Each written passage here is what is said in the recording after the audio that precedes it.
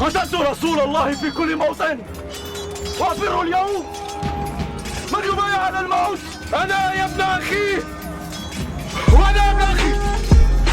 الله أكبر، الله أكبر، الله أكبر. عودوا إلى القتال.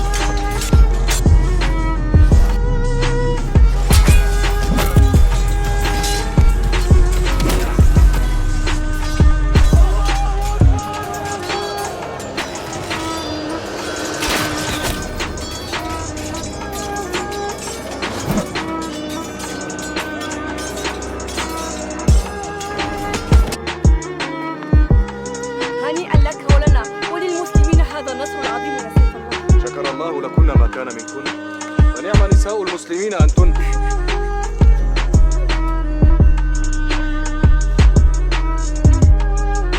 أما أنت يا أم حكيم فأحسن الله عزاءك يا ابن عم أكرم، احتسبيه عند الله، ولا يزال المسلمون إلى آخر الدهر إن شاء الله يعبرون اليرموك فيقولون: هنا يرقد أكرم، هنا يرقد عياش بن أبي ربيعة وسلمة بن هشام وأصحاب رسول الله. هنا كان مبتدأ أمر الشام في الإسلام، وأولئك كانوا أعلامه ومفاتيحه، فعليهم من الله السلام.